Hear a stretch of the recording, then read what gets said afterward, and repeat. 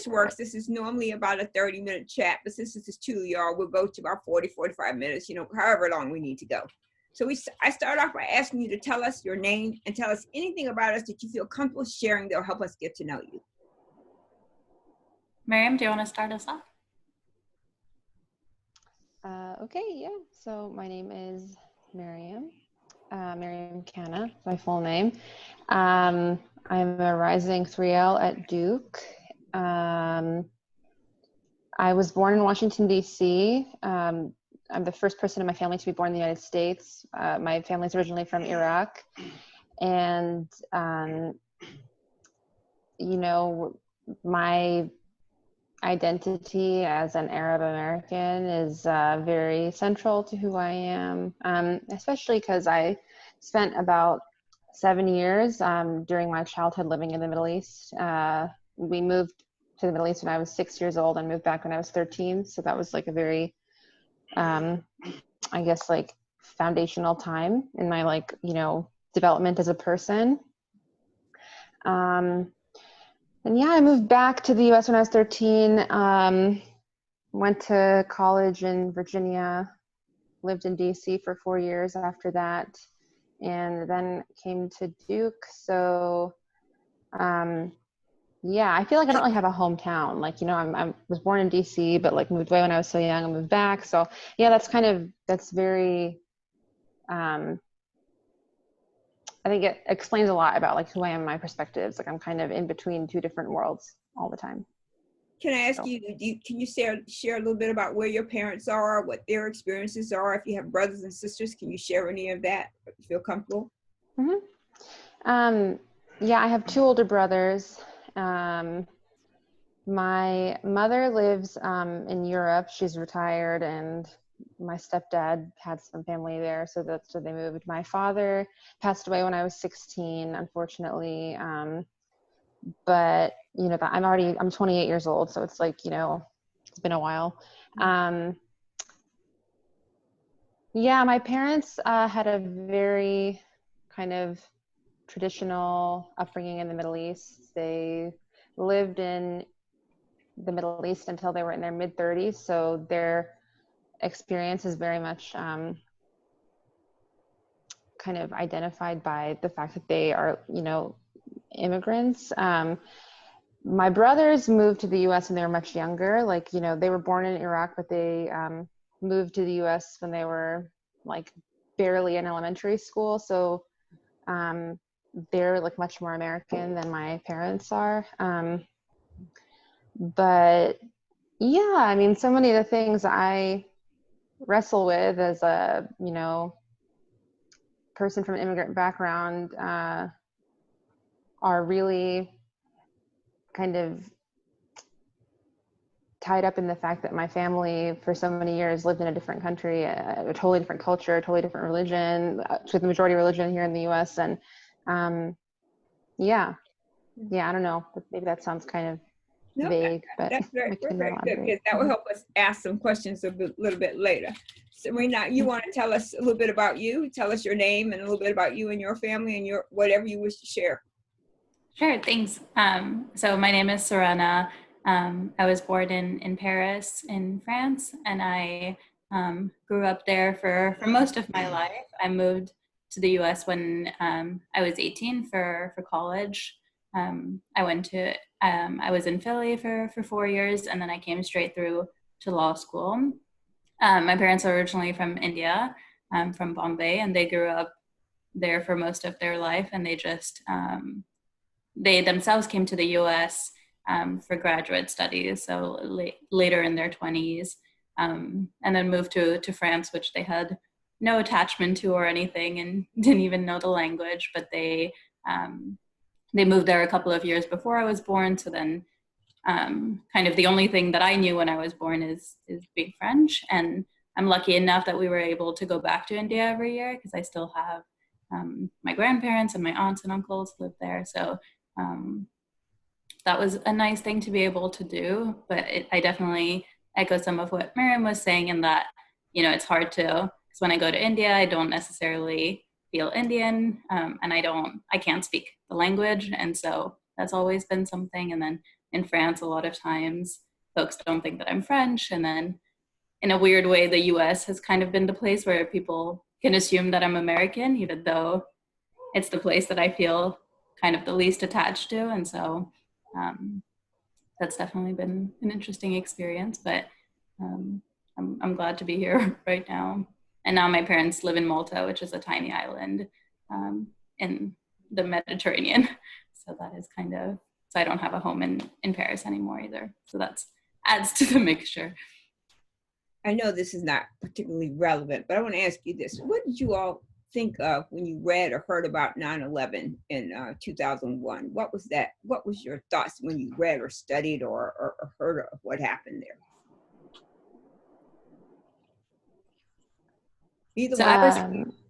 I was pretty young, and I just remember it meaning a lot to my mom, because they had, both my parents were in New York specifically when they were in the US.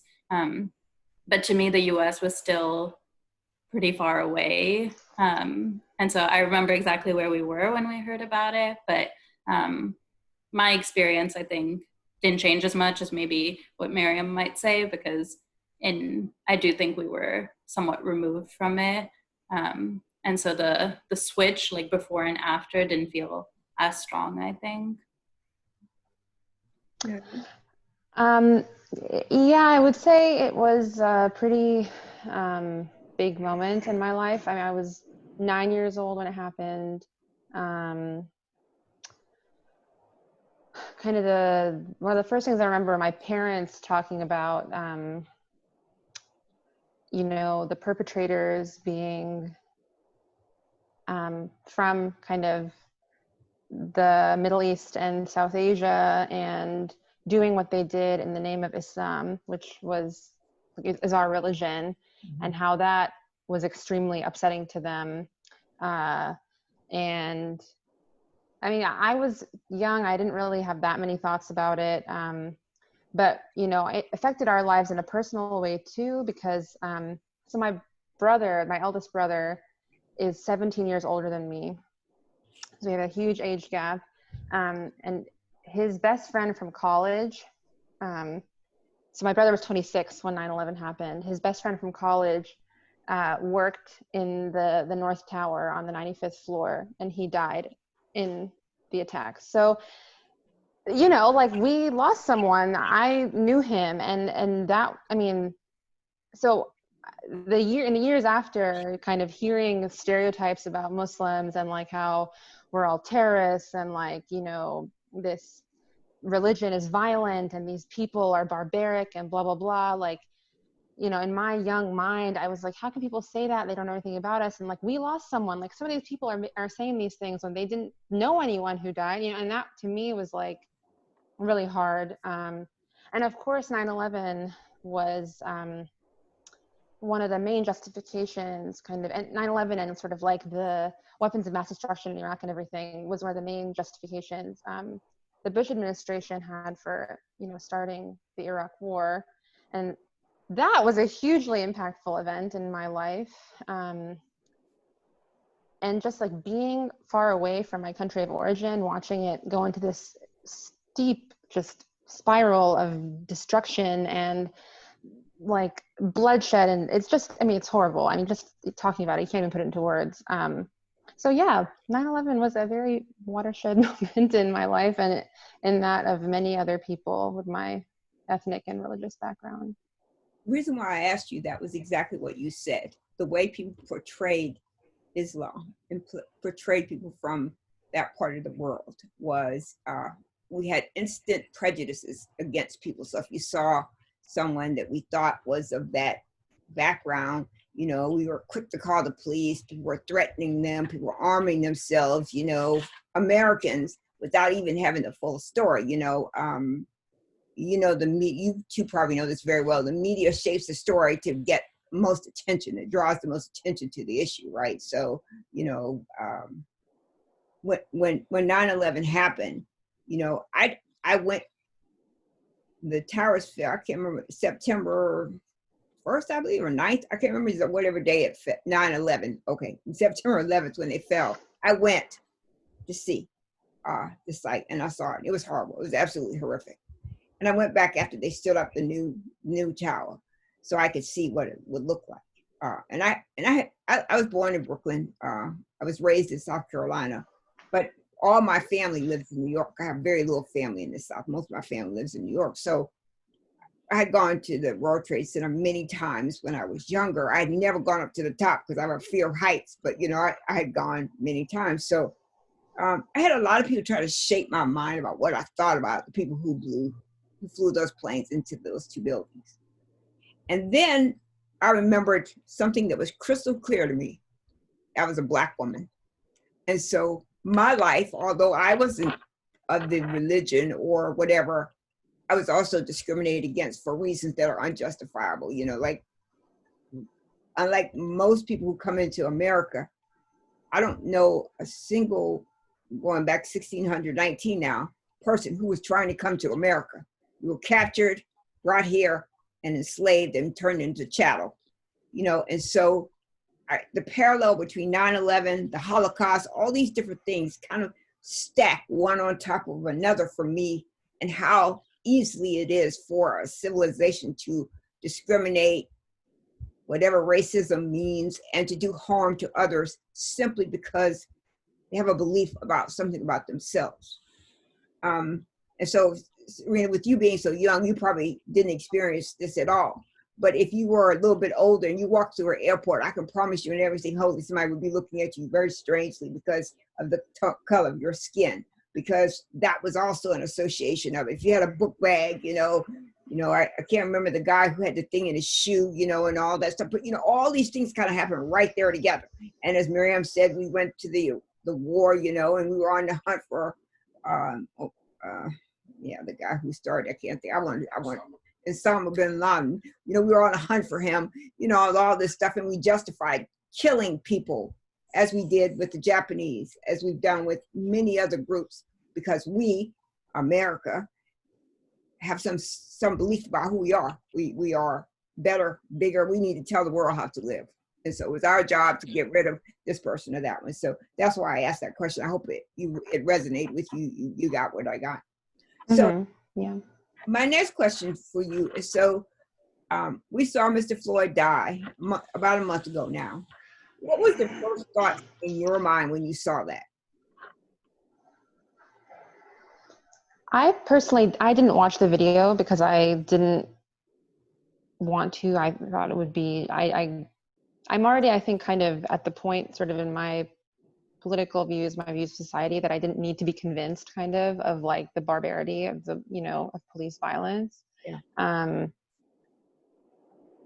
My biggest takeaway, I guess, from,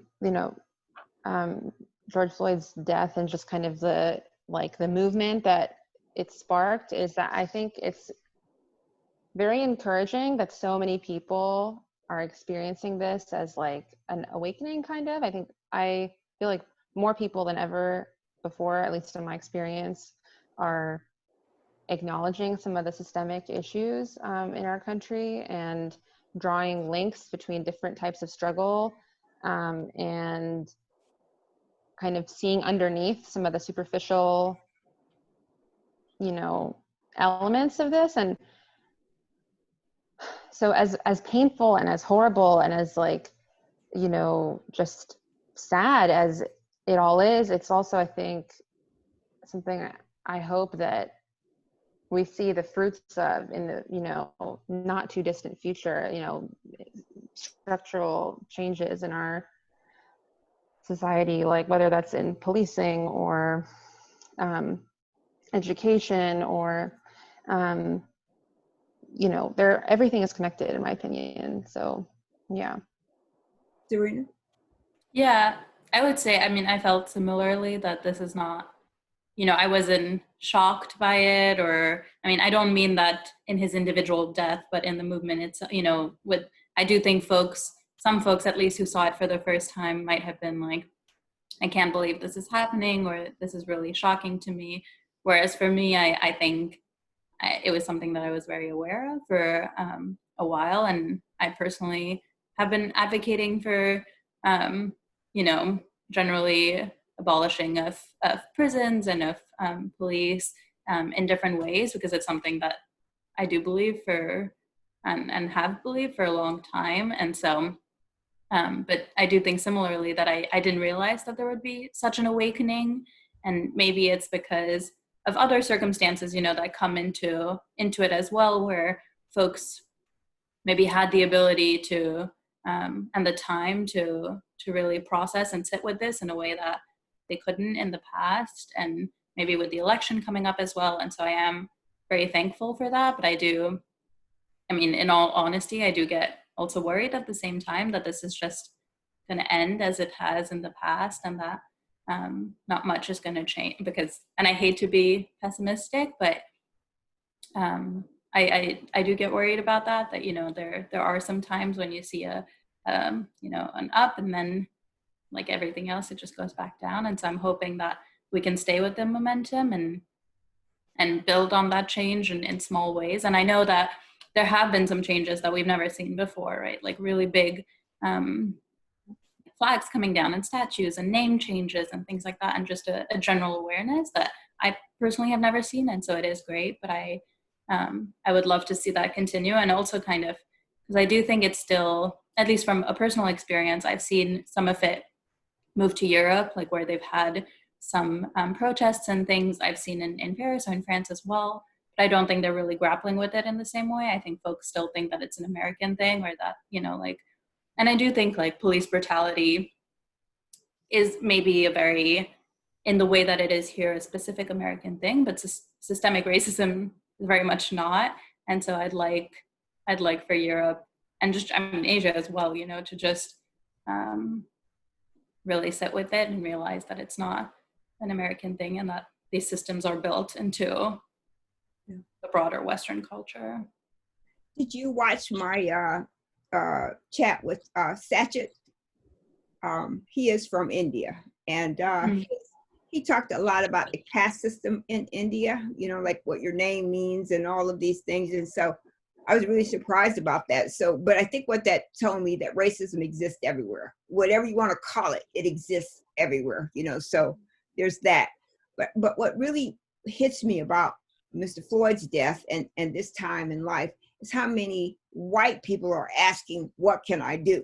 Like this is something brand new, like it just happened, like you go to the store and you get a new brand new doll or something like this just came out. Now we've been killing Black and brown people for years. 1998, and most of you are fairly young. There was a man named James Byrd Jr. He was a noose put around his neck. He was attached to the back of a pickup truck and drove 3 miles until he was decapitated. That was a Black man. And I really don't think anything happened to that, because they could never find out who it was. And then you go back to Emmett Till, and you keep going back and keep going back. And what really was so surprising about Mr. Floyd's death is like how many other deaths had just happened 2 or 3 weeks, 4 or 5 months ago. Why did Mr. Floyd's death be the part that initiated us to rethink things when we've been killing Black and brown people forever? And one of the other thing I want to say, so a couple of years ago when Mexican immigrants were coming into the United States, they started putting little children and people in cages, separating them from their parents, which is very reminiscent of slavery. So, mothers had their children sold out from under them, their husbands had wives sold out from under them. So in the sense of why is this such a big deal now? Because I do think I agree with you a little bit, Serena, that this is just, we'll see how far it goes. So my next question for you is like, so what is white privilege? A big question. Yeah. Yes. I think that you kind of, in what you just said, remarked on what constitutes a lot of white privilege is like, a lot of people, the flip side of the encouraging aspect of this is like, yeah, why now? Like, what is it about this particular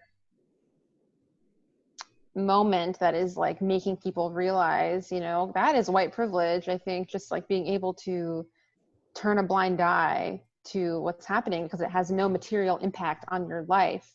Right. And that's, I think, what it is. It's like, if it isn't affecting you materially, like in your just the things that you take for granted, your housing, your health, your food, whatever, your education, the things that like make your life smooth, then you don't think it's a problem. I mean, I think that, and that's not to say that there aren't people who are white who don't have, you know, economic insecurity and other very valid problems. It's just that I think one thing that I agree with is the economic insecurity that, you know, white people are experiencing is not on account of the fact that they're white, you know, whereas society has inherently discriminated against people of color, especially Black people, especially in this country, since its founding. So, yeah. Serena? Yeah, I mean, just the ability to, you know, to exist and to turn a blind eye to everything, and to, it's just a switch, right? You like turn it on when, at least when you feel like you need to be part of a movement or something, but the next day you can just turn it off if you're going through something else.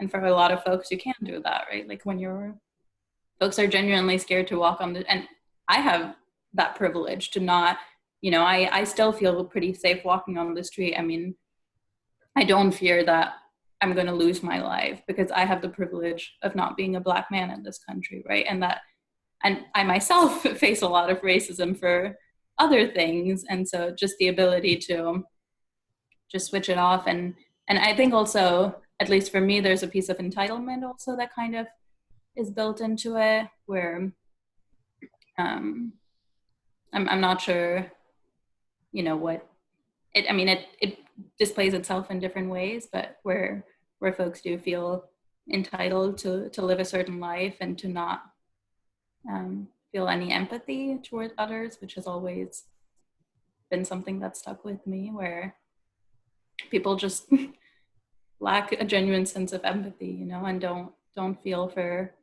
others. And I think the ability to do that is also baked into white privilege.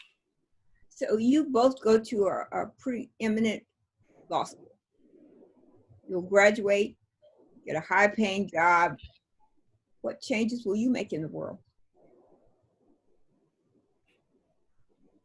I mean, something that both of us worked on, at least, was this presentation that we put on for the law school on anti-racism, and it is by no means like a big deal or anything, but I think it's just at least helped me to start the conversation and to reframe terms and words that people are using, so that at least, you know, we're trying to start from a point where we're saying it's okay to make mistakes and everyone makes mistakes, but let's try to fix those, and let's try to see why you're saying that in the first place. And then in those 2 weeks, so this presentation happened, I think 2 or 3 weeks ago. And since then, I've just tried to make sure, because it's very easy to say that I'm aware of all those things. You know, I know where to donate, where to volunteer, you know, I'm pretty aware of them, but I've tried to make sure in my own life to call things out and to, I mean, this is just anecdotally, but someone said like a microaggression to me yesterday, and I usually would have just laughed because, you know, it's kind of, it feels awkward, right? I mean, you never know when to say something or not. But since the presentation, I was kind of like, I can't keep preaching without doing it myself. And so I said something back, and I am now trying to feel comfortable doing that, you know, it is my world as much as anyone else's. And so kind of feeling empowered to step out and put my body in front of others. Ma'am? Yeah, I guess I would echo a lot of what Serena just said, but also I think I never want to take for granted like my own awareness or knowledge or whatever. Like I know that there's like so much that I don't know and that I can never know, and experiences that like I want to try to understand, but because I just have no frame of reference for like what other people are going through in certain cases, like I can never fully empathize, but always trying to find ways to be supportive of, you know, people in my life and beyond, people I don't know who are experiencing oppression. And, I mean, it's a tough question to answer because I think it's so imperfect. Like, we live in this system that, is systemically racist and classist and everything. And one person isn't going to change that. It's going to take like a mass movement of people. So I don't know. I'm going to do what I can to be a good member of that movement. But in terms of like how I specifically am going to change it, like, I don't know. It's a good question. So I'm sure both of you talked to Balsa at some point. Mm-hmm. Just the 2020 Balsa students, but the Balsa students going back for a while? So I guess I know Balsa students from like just the time that I've been in law school. So like 2019 and 2020. So you know Brian 21. and Jabrell and Melanie and those folks. Have you reached out to them? I don't know them personally. Like, I know who they are, but I'm not friends with them. So I wouldn't necessarily reach out to them. I've reached out to people in my class who I am friends with. And, I guess, I don't know. Yeah. I don't know. Serena, do you know them better than I do, or? Yeah, I know them because they're important people in the law school, but I wouldn't say that I know them. But it is an interesting question Mm-hmm. and that's something that I've grappled with, of who do you in this moment reach out to in a way that's authentic and meaningful and not Mm-hmm.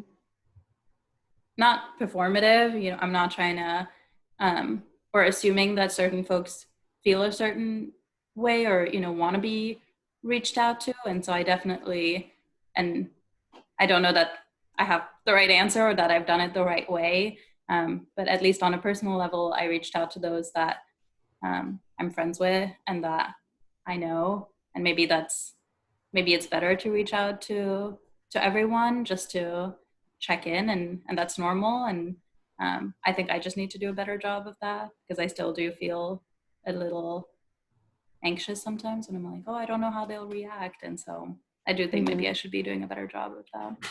Do you all have student groups like Balsa? Do you all belong to different kinds of groups? Mm-hmm. What I would ask both of you to do, if you can, talk with your two groups or three groups, however many, Balsa in your group and Balsa in the other group, and as many as they can, and ask the Black law students what it's like to go to Duke Law, what it's like to be in a society where it's a privileged university. They have lots of money, they've got lots of this, and more times than not, when they leave their JD program, they're going to get a very good job. But they survived only by counting on each other, not by university or anything else coming toward them, other white students or other students coming to them. Now, we did have a very good, and when I say we, the 2019 class of Balsa were my children. Every last one of them came here, ate food, they spent time with me, all of them. And so we did have a relationship with Halsa as well, and Outlaw. But what you said is absolutely correct. People feel, well, if I don't know you, I shouldn't bother you. But I think that where we are right now, we all need to be bothered. You don't know me very well. I'm sure you all seen me a few times in the law school, especially when you first came, setting up your technology and all that stuff. But how am I? How is Professor Coleman? How is Professor Charles? How is Professor Jones? How is Professor Lovelace? And there are more. I mean, not just being their students, but also caring about their well-being and how they're doing, how you're checking on them. And so I would just say that as you're protesting and doing whatever you're doing, donating or whatever, just something simple as, I just want to let you know, I was thinking about you, or I care about you. I want to know how you're doing mentally or physically.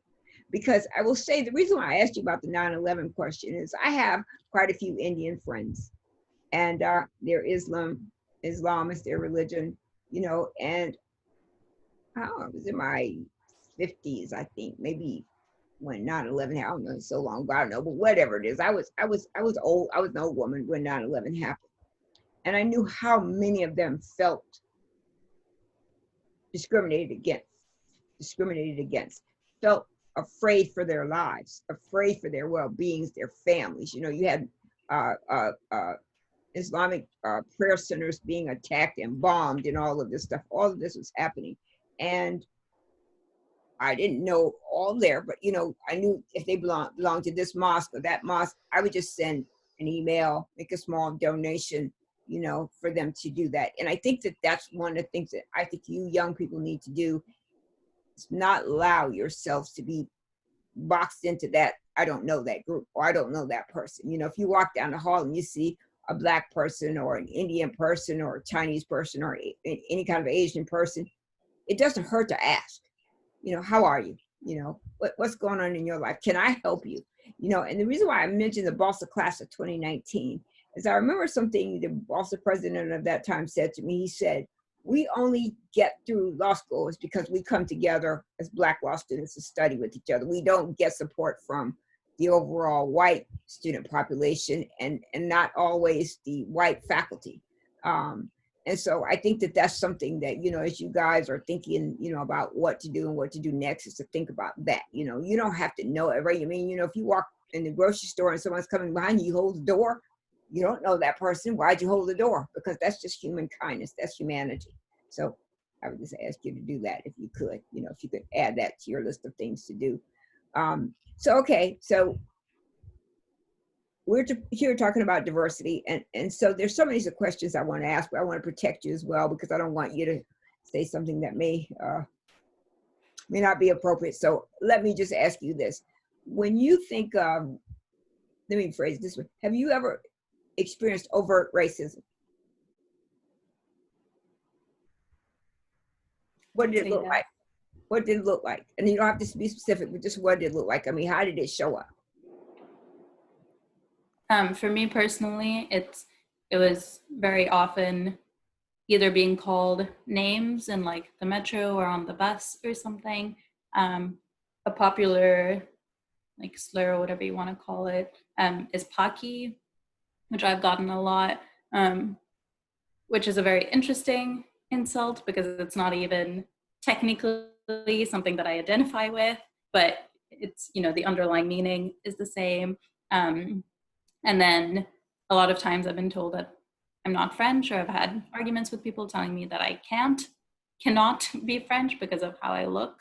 And that's happened. One that I remember very distinctly is on the bus. An elder white gentleman sat and had an argument with me, and it started very innocently. He asked where I was from, and I said that I was French. And that's the only passport I have. That's the only nationality I have. And he argued with me and said, no, you can't be French. That's just not possible.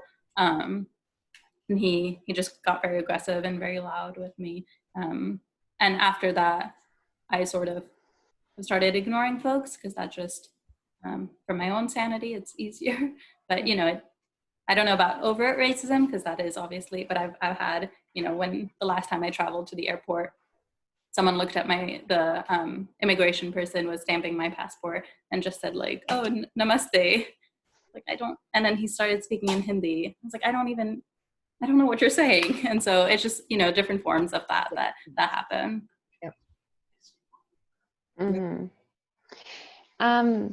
I mean, I think I'm kind of privileged in that, like, I'm sort of ethnically ambiguous. Like, I think people can tell I'm not white, but I'm not, like, obviously from a place, and like my skin is like relatively light, so like I'm not mistaken for being like, you know, Black or something. That would never happen, you know. So that is definitely something I'm a beneficiary of, I guess. But I think I've experienced overt racism when people like know that I'm from the Middle East, or like know that I'm Muslim. Like once they have that information, then they'll be like, you know, they'll make comments like, oh, like, so do you know bin Laden? I mean, that's happened like very few times. And like in the past, I think people have gotten a lot better in general. Like people, I don't know.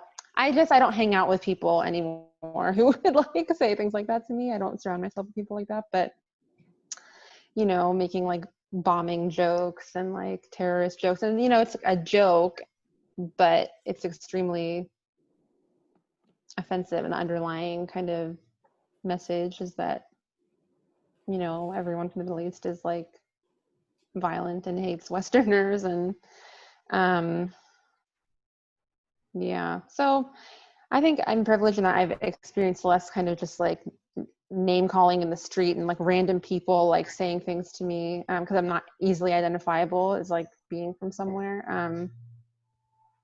Yeah, but Well, one of the things I will say to you about Duke Law, you know, I've been there 12 years now, or almost 12 years, and I have experienced overt, covert, and every other kind of you can get type of racism and discrimination at Duke. And where I found my safety, the reason why it was so important for me to connect to Boston, I've been connected to Boston ever since I've been at Duke. I've been on their boards. I go to every meeting they have, their gavel ceremony, whatever they do, I go, because they look like me and I look like them. We have similar experiences and we have a community of what is happening between us. And one of the things I'll say Boston does really, really well, every year they have an event for staff. Because when you hear the dean, and I'm not just talking about this current dean, all the deans talk, there's only two people in the law school, that's faculty and students. So the people who actually make things go forward are usually the staff. We're usually less paid, less recognized, less acknowledged, and BOSA always does something. They have a big old white piece of paper that they have everybody sign and say thank you to staff appreciation. You know, and I think that's one of those things where you get this question in your head, you know, like someone asked me the other day, could Black people be racist? And I really don't know the answer to that question, but I would probably say no, because I don't know what that would mean to be racist. There are white people I don't like, there are Black people I don't like, there are Indian people I don't like, there are Hispanic people I don't like. Does that mean they're racist because I don't like them? I don't know. I really don't know. And so when you kind of try to extrapolate whatever that means to be racist, you know, you're trying to figure out, where am I in this spectrum? All I know is I'm a 61-year-old Black woman, raised in the South, born in the North, and have been struggling with oppression my entire life. And so what I hope for both of you, I think you, Miriam, made a very good point, because you do look racially ambiguous. You know, I would not automatically assume that you're white, but I could see how that could be so, because, you know, you have most of the features that most, you know, very pale skin. You do have lips, unfortunately. But for the most part, you know, very, very, you know, you could, what we call back in the day, pass. You know, you probably won't experience too much. But, you know, for people who have pigmentation in their skin, for whatever reason, you can see it in their knuckles, you can see it in, you know, in places, and you kind of think to yourself, you know, where do I fit in this spectrum of people that people hate me so much? So how can we kill Black men over and over, Black children, Black women, over and over and again, and no one in our society is outraged by it? You know, so Mr. Floyd's death brought Duke, you know, they had a day of reflection on Juneteenth. You know, they've been making all these statements. But what are you doing? You know, so reflections might be necessary for the two of you, but I don't need to reflect about Juneteenth. You know, I have that in my ancestry. That's a part of who I came from. You know, the few relatives I still have left have stories of what it was like with their grandmother or whatever it is. So you know, so what are we going to do? What can we do to really make this go forward? Because I think what Serena said was really, really important. You know, I have hope too. I've been here before. You know, we had Selma, you know, dogs and water hose and police officers beating people to death because they were marching for the right to vote. You know, people died so I could vote. You know, so that's why I never miss a vote. I don't care if we're voting for whether the dog can pee in the yard or they need a dog park. I vote everything. But when I look at society, I'm counting on this not being just a moment in time that flashes by, right? So I was listening to MSNBC this morning, and I heard a fella talking about why Washington, D.C. should not become a state. I think his name is Cotton. You know, like, because there are too many Black people there, you know, and these people are not smart enough to run a state, to have a governor, to have senators, you know. And so and to further to that point, Mr. Floyd was killed about a month ago. 2 weeks later, they killed another African American man in Atlanta, and these things keep happening. So if we really are making progress, why are these things still happening? Is that a question for us? Why is this happening? Well, I think it's because it's inherent. Like our Constitution was written by, white slave owners, and it's something that, America's economic system and just social structure, everything was based on white supremacy. I think that, we've come a long way. Like, certainly the world is a better place than it was before. We've taken some steps back, but I think, it's I think fairly straightforward that, like, it's a better country now than it was back then. But can I ask you a question? Can I ask you a question? And I thought, you think Black people think it's a better country than it was, say, in 1619, 1854, Brown versus Board of Education? You think Black people think that? Well, I mean, maybe I shouldn't say it's a better country. It's like, that's a very personal experience, and it means so many different things to different people. I mean, I think if I'm just thinking about just like, slavery was abolished, but like, what does that mean? It continues in so many different ways. And I don't know. So, I mean, I guess I take it back. Maybe it's not better for everyone, but. You're right. It is better. We don't work on the field picking cotton and beating us and whipping us and hanging us from trees overtly. They're doing it more covertly now. The Klan went from hoods to suits. So, you get a kind of thing like that. So you're right. The world is a little bit better. There are some Black people who have been able to advance. We have Oprah Winfrey, Tiger Woods, I go on and on and on and on and on and on. But the rest of us are down here, which is why I started doing these chats, because I want people to hear stories from other people, how they see the world and how they see Black people. So your question is, your answer is absolutely right. It is better than it was, but it's got a long way to go. Serena? Yeah, I mean, I would just say that like it's still happening because the systems are so entrenched, and the systems are not built to help Black and brown people in any way. I mean, whether it be education or healthcare or anything. And I think that's when, like a lot of people, I think, are saying, come November, the election, like, that's the most important, and then it'll be okay.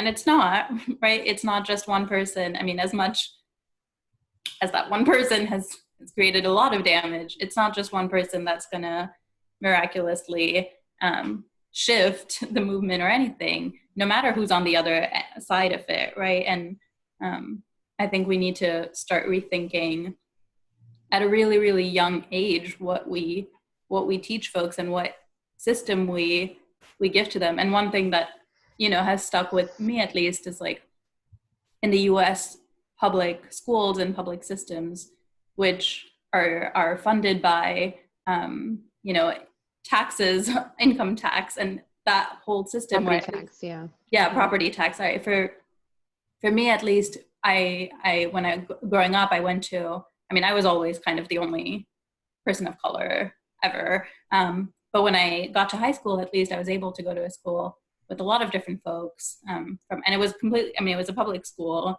but it's just an education system that's built a bit differently, and it's by no means. I mean, France has its own problems and many, many, many issues. But at least that school did bring folks from many different backgrounds and many different socioeconomic backgrounds. And I think that made everyone who attended that school a little bit better, just because they met folks. And I think that's huge, just from a young age, meeting people. And, I'm not at all saying that's the solution, but I do think if at 4 or something, you're seeing other people, you're seeing other perspectives, and that they're just like you, like they're kids or whatever. But that also then goes hand in hand with, prison systems and healthcare and things like that. Because, when we see, even before this, uprising sort of happened, just COVID itself was affecting, more Black and brown folks. And so just, you have to change everything, because I don't think that it's not like you can just eliminate suddenly police brutality and everything's going to be fine. Like, it's not there. There's so much more to it. I think you're absolutely right. That's very, very, very, very good. My last question, and then I will leave the time for you guys to talk to you or talk to me or whatever it is.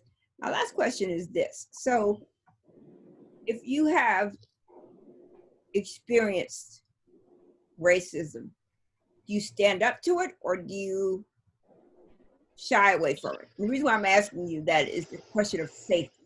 So if someone were to say something to you or do something to you or say something about you, is it a response that you stand up and say, hey, I'm not that, or I don't appreciate that, don't say that to me or whatever, or do you shy away from it? I mean, I would say that, I mean, it really depends, right? And I think that's a very personal question, because I think for me, I think in most circumstances, if I do face racism, I think I would be able to answer without fearing for my safety per se. Would I fear repercussions? Perhaps, right? Like, I don't know that I would answer. I'm going to a law firm, for example. Do I imagine that I'll get microaggressions and comments? Yes. Do I think that I would answer the same way to a partner than I would to a peer in my summer class? No. Do I want to? Yes, but I wouldn't. But I don't think that I fear for my safety in the same way that perhaps others can. So I can't speak to that, but I definitely think, and even if it's not safety per se, right? Like, you also have to think of your own safety, you know, of your own mental health, or whatever word you want to use for that, where it's tiring, right? And if it's tiring for me, for someone who hasn't gone through that much, I mean, whatever, however you want to compare it, then I can't even imagine. And it's just, at some point, you have to balance that as well. Like, does it even help to respond? Where am I getting at? And it does create, right? Like I was saying, I faced a microaggression yesterday, and I did respond because I felt like at some point you have to say something. And I was just like, in the current climate, if you're saying something, then clearly you're just living in a different world. And so that's why I felt the need to respond. But I've thought about it ever since, right? And then I've thought, did I say this right thing in responding, right? Maybe I should have said something else. Maybe it wasn't as powerful as how I wanted it to be. And so it does create, you know, I think in both scenarios, you sit with it, and then I'm the one staying up at night, right? Not the other person. I'm the one staying up saying, this happened. I don't know that I said the right thing. And so I don't know that there is a right answer. I think what you said was almost perfect. Yeah, I think so too. I mean, yeah, I would say probably a lot of what Serena said. I think also, I feel like Middle Easterners, Arabs, like people from the Middle East are one of the most like misunderstood groups of people. Just like people don't know anything about that part of the world. Like just people are so ignorant and know nothing. And like in the US, I mean, there's like 3 million people. It's a very small sort of just group kind of politically. So yeah, that's another kind of element of it for me, is like I just feel like I'm operating from a baseline of zero with so many people. They like know literally nothing about the part of the world I come from. So it's just kind of easier sometimes just be like, whatever.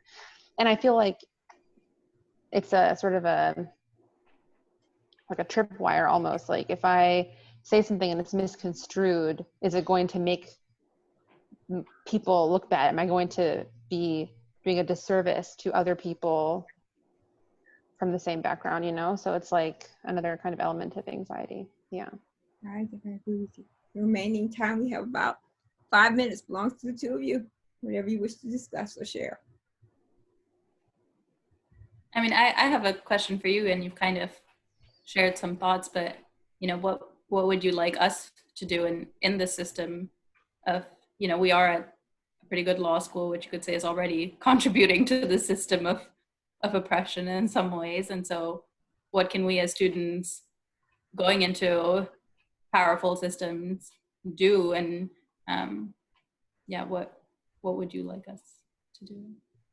So I think one of the things, so I get asked by white people a lot of the times what should they be doing, and they've been reading and whatever else they told me they've done, and I always think about that and say, were you oblivious the entire 400 years of American oppression? Were you asleep? Were you out to lunch? Where you just didn't care? Because I think Miriam said it very well. Like some people are not aware of their privilege because it's not affecting their wealth, their food, or anything like that. So the fact that a black man gets killed by a police officer, that's that person's problem. And so let's leave it over there. What I really would like you all to do, and I want everybody to do this, I don't care what race or gender or identity or anything that you have, I think I would like everybody to see each other as human beings. When 9/11 happened, not all Islamic people flew planes into the building. Four or six, I don't know how many, 8 did. Not all, but we put them all in the same box. And we said Islam is terrible. They're just terrorists and they're just killing everybody. There's always these wars, and we can pencil people in and say, there's the Syria, wherever it is, we can pencil it in and say, yeah, that's that person's problem. I think if anything, I would ask that you all express and explain humanity. You both have something about yourselves that is not what we would call white privilege. So when you encounter white supremacy or white privilege, explain to that person how that affects you. So the person who did the microaggression to you yesterday, as opposed to even responding back in kind, maybe tell him or her what that means to you. And be comfortable enough in your skin to say, when you said this to me, this is how I felt.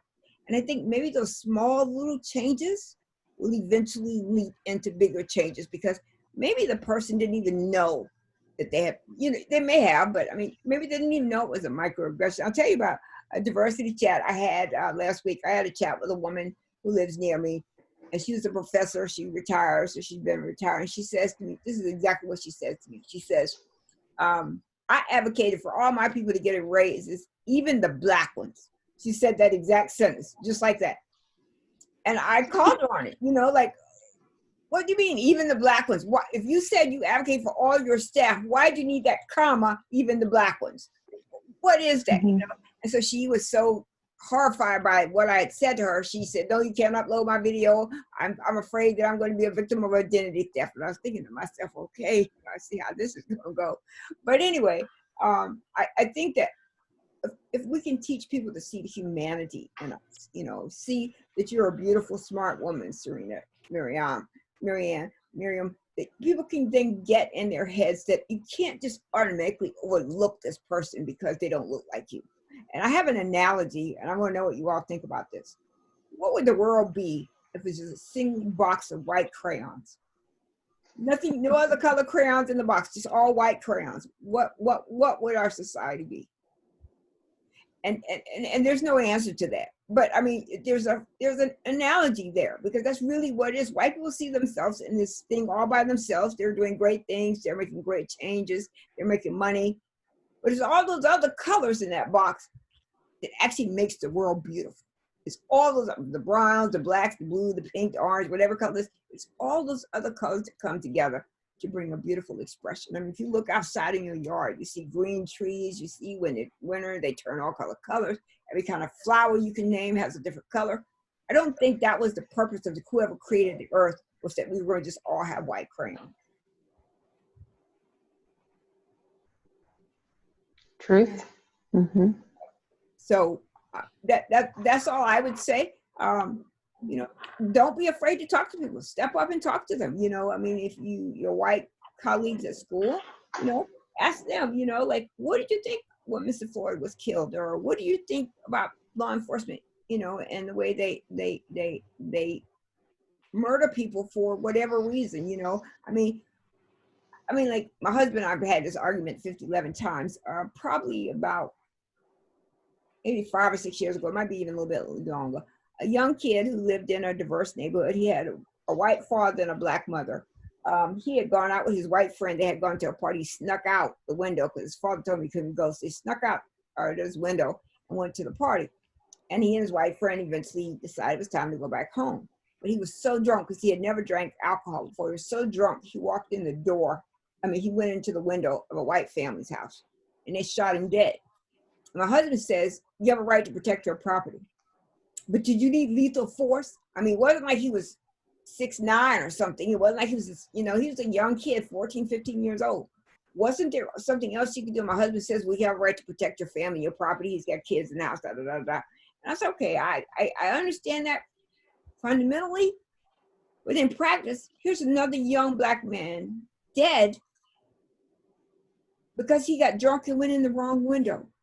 And so if we don't see the human, I mean, if he was threatening to the man, if he was, you know, doing something, I could see, yeah, that makes perfectly good sense. But he crawled in the door. It was obvious that he was drunk, you know, because he was stumbling. He wasn't speaking clearly. And he's dead. So I just want us to see humanity in each other. You know, my husband says that the guy had the right to shoot him.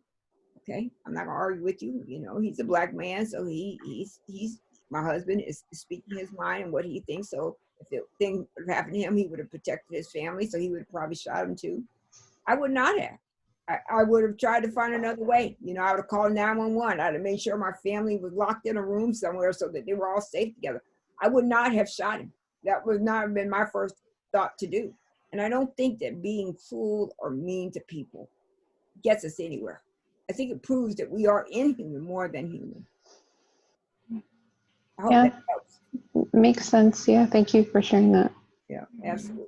Well, thank you both for this time. I'm going, once the video converts, I'm going to send it to both of you so you can look at it and review it. If you agree, I will upload it. If not, we can do it over or not do it at all, whatever you wish. Yeah, thank you so much for organizing this. Appreciate it.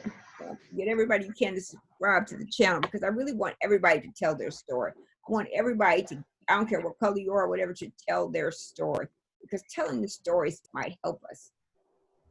Might. Maybe not, but it might help us understand each other a little bit better. Because if you look at the three of us, so I'm a 61-year-old black woman, you know, what do I have in common with you? You know, other than we both are at Duke Law, but that's it. But this conversation, I have 2 new friends, 2 new children to add to my list of children. I've got probably about 200 or 300 by now, but I have 2 new children that I have to look out for and check in to see how you're doing and make sure you're okay, you know? So that's how I think this should go, is that we see each other and see value in each other. So thank you. Yeah, sounds great. Thank you both. Yeah. I'll send you the video as soon as it converts. Yeah, thank you for taking the time.